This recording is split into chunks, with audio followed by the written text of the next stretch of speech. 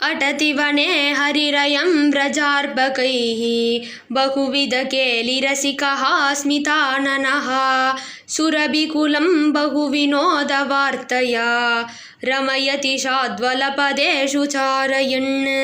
இங்கும் அங்கும் மாடுகளை மேய்த்து கொண்டு கண்ணன் சிறுவர்களுடன் அலைவான்.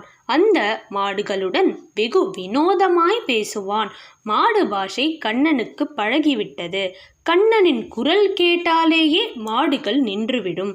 அழகாக திரும்பி கண்ணனை பார்க்கும். மாலை பொழுது ஆனதும் மாடுகளை ஓட்டிக்கொண்டு கண்ணன் திரும்புவான்.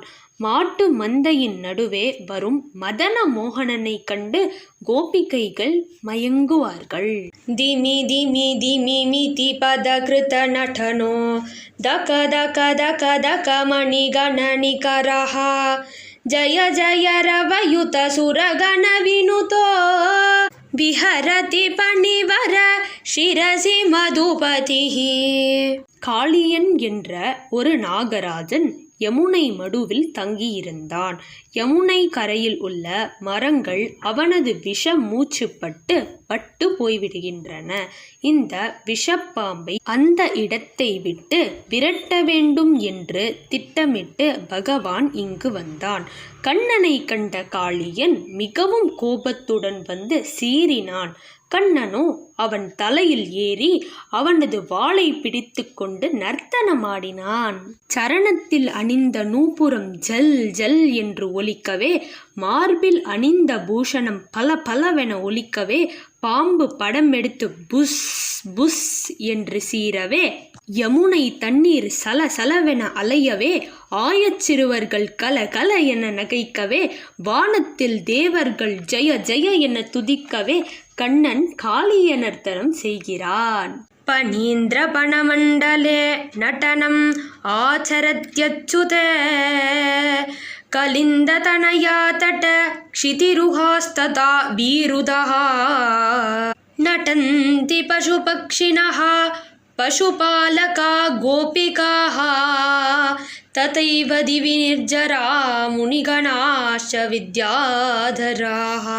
பாம்பின் உச்சியில் பாலகோபாலன் ஆடவே, அதை கண்ட ஆயர் சிறுவர்களும் ஆடவே, யமுனை கரையில் உள்ள மாடுகளும் பசுபக்ஷிகளும் செடி கொடிகளும் வானத்தில் உள்ள தேவர்களும் கூடவே ஆடினார்கள்.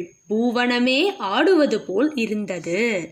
गीर्वाण सिद्ध गण गंधर्व यक्ष जन संगीत दिव्य गुणलीलामृतम् श्रीधाम मुख्य निज मित्रालिकेलि रस संवर्धि नृत्य पदकोलाहलम् नंदादि गोप जनतापाग्निवारि गणसानंद नीला तनुभंगित्रयम् कालीय नागपणरङ्कातिरूट अनुगायामि நாட்டியகரானந்தாத்மஜம். காளியன் கலைத்து விட்டான். காளிய பத்னிகள் கண்ணனையே வேண்டிக் கொண்டனர். காளியனும் கண்ணனை சேவித்து வேண்டவே கண்ணன் காளியனை விட்டுவிட்டான். குடும்பத்துடன் அவனது வாசஸ்தானமான ரமணத்வீபத்திற்கே அனுப்பிவிட்டான். அன்று முதல் யமுனை மடுவில் விஷபாதை நீங்கிவிட்டது. காளியனை அடக்கிவிட்டு ஓடி வரும் கண்ணனை யசோதை கண்டாள். எல்லா ஆயர்களும் ஆச்சரியப்பட்டு சந்தோஷமடைந்தனர்.